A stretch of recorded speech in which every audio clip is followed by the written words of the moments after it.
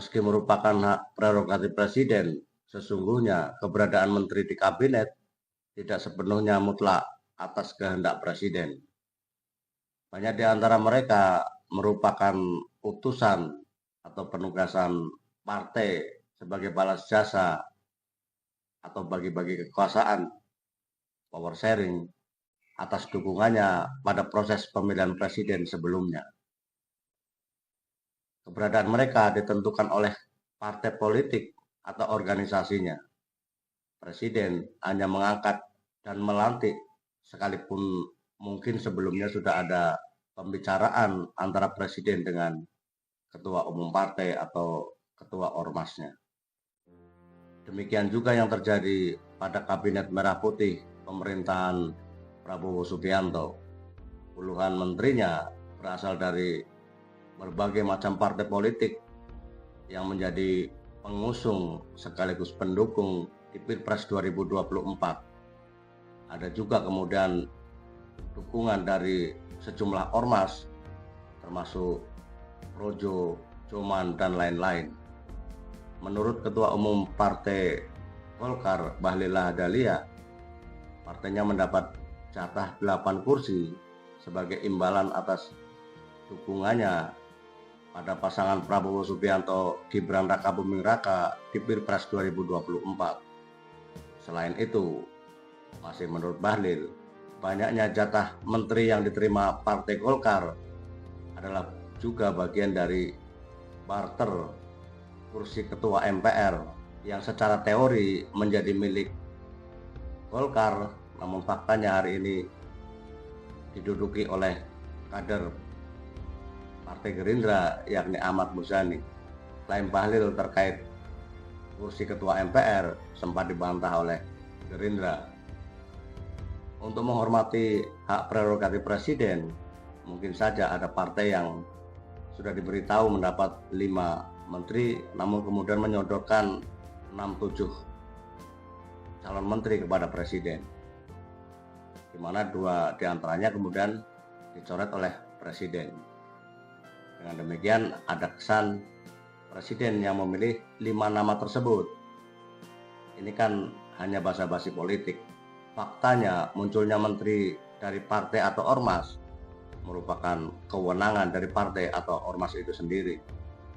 Bahkan sangat mungkin ada 1 atau 2 nama menteri yang tidak disukai oleh Presiden Prabowo, setidaknya tidak dikehendaki, namun terpaksa diterima karena sudah menjadi pilihan partai atau ormas bersangkutan. Terlebih jika orang itu menduduki posisi strategis di partainya atau di ormasnya. Tidak mengherankan jika setelah 100 hari pemerintahan Prabowo Gibran muncul akan adanya reshuffle kabinet. Bahkan menurut Sufmi Dasko Ahmad, kader Gerindra yang kini duduk sebagai wakil ketua DPR, ada menteri yang tidak sejalan dengan kebijakan presiden. Memang harus diakui banyak persoalan yang terjadi selama 100 hari pemerintahan Prabowo sehingga sampai muncul isu reshuffle. Misalnya ada menteri yang belum bisa kerja ya karena masih sibuk dengan kantornya. Ada juga desakan untuk mereshuffle Menteri Energi dan Sumber Daya Mineral atau SDM Bahlil Lahadalia yang membuat kebijakan larangan pengecer menjual gas LPG subsidi 3 kg atau yang kita kenal dengan sebutan gas melon. Dampak dari kebijakan Bahlil sempat membuat kekacauan di mana-mana. Masyarakat dari desa harus antri di pangkalan-pangkalan gas yang menjual gas subsidi. Akibatnya ada 1 warga lansia meninggal dunia saat ikut antri gas melon. Meski belakangan polisi mengatakan kematian warga Tangerang Selatan itu disebabkan oleh hal lain. Atas kekacauan kebijakannya itu, bahkan sampai ada pengamat yang mengatakan Bahlil termasuk yang akan di reshuffle oleh Prabowo. Saya termasuk yang tidak sependapat dengan analisa seperti itu karena basisnya sangat dangkal. analisis yang digunakan untuk menganalisanya dari satu perspektif. Prabowo tidak akan memecat Bahlil, bahkan andai membuat kebijakan yang lebih parah dari larangan pengecer menjual gas melon.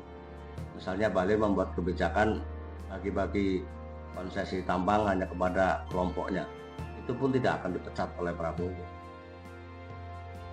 Jadi saya tegaskan ya, Bahlil tidak akan dipecat dari kabinet hanya karena hal-hal semacam itu, hanya karena kinerjanya buruk misalnya. Tidak. Bahlil hanya mungkin dipecat oleh Prabowo jika partainya, Partai Golkar, menarik dukungan dari pemerintahan.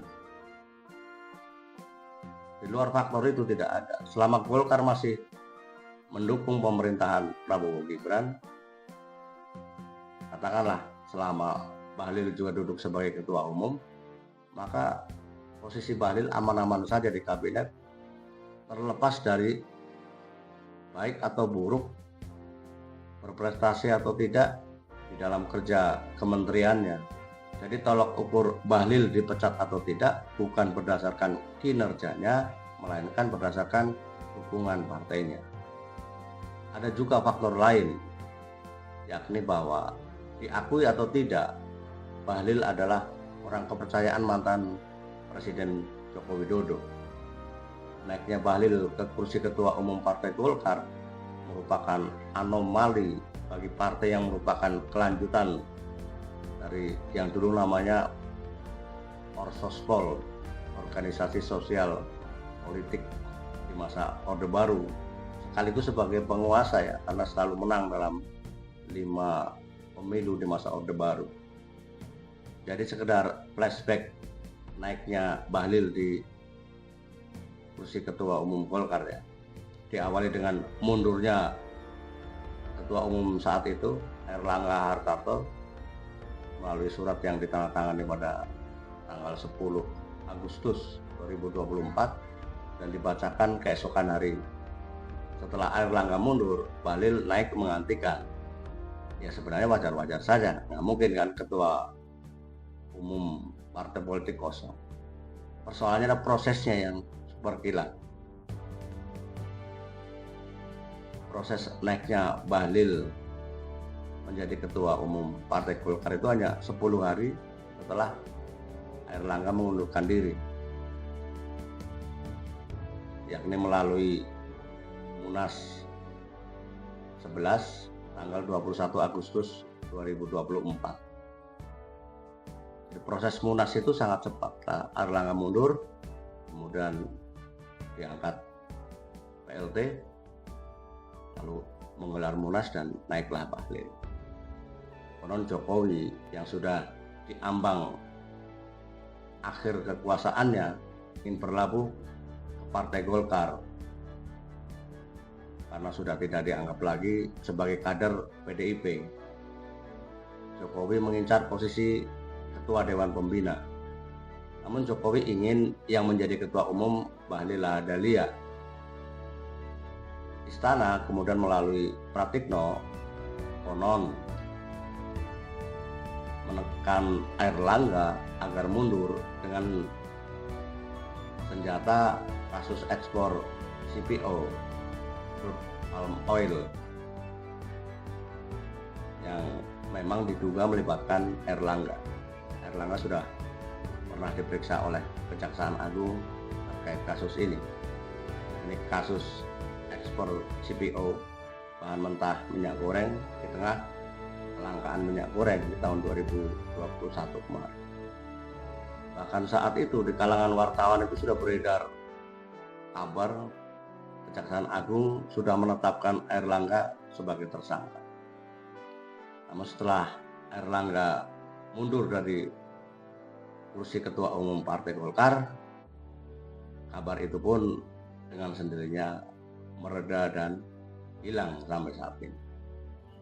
Menggunakan kasus hukum untuk menekan seseorang agar mengikuti skenarionya menjadi salah satu ciri khas yang terjadi di era Presiden Jokowi. Bolak-baliknya Bahlil Jakarta Solo ya, tempat kediaman Jokowi, seolah-olah menjadi pembenar jika Bahlil merupakan salah satu orangnya Jokowi yang dititipkan di kabinet Prabowo. Jadi dari dua hal itu, maka posisi Bahlil di kabinet akan aman. Sekalipun Prabowo melakukan reshuffle besar-besaran, Bahlil tetap akan aman di posisi Menteri ESDM. Demikian teman-teman, terima kasih masih stay di channel ini. Silakan like, komen, atau subscribe jika berkenan.